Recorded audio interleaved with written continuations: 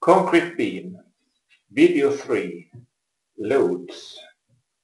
The next step is to specify the loads on the beam.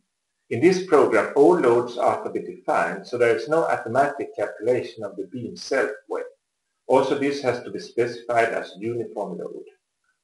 We select Input Loads and get the box where one first, under Setting, specifies if the current loading is of type accidental or not. 4 different load types are available in the program: uniform load, point load, triangular load, and trapezoid load. We start with uniform load that can be specified as permanent or variable. Permanent means that the load is always present, and variable that it could be present but also missing. When both permanent and variable loads are present, a number of load cases are formed, and section forces will be presented as maximum graphs from the different load cases. We choose here to define a permanent load, 80 kN per meter, on all spans. As coefficient in the ultimate limit state, we select 1.35.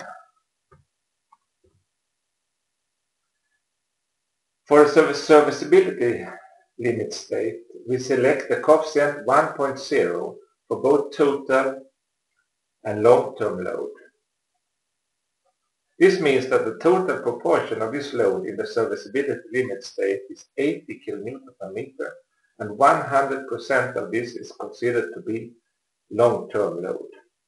We also specify a variable load of 30 kN per meter, also this for all spans. As coefficient in the ultimate limit state, we select 1.5. For total load in the serviceability limit state, 1.0, and for long-term load, 0.45.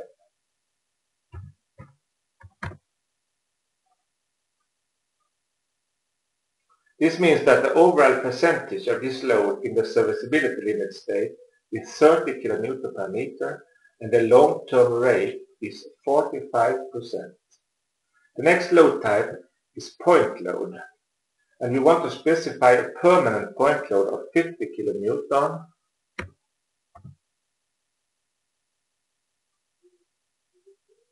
for span 2,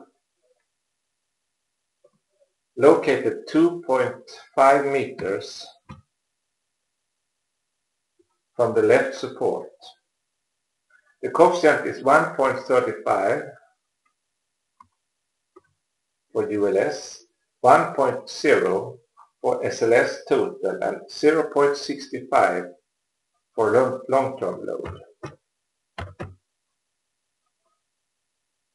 We also want to specify a variable trapezoid load on the third span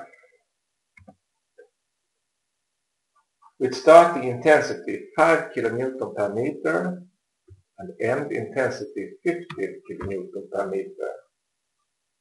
The load starts 1.5 meter and ends 3.8 meter from the left support. The coefficients are 1.5, 1.0 and 0.2.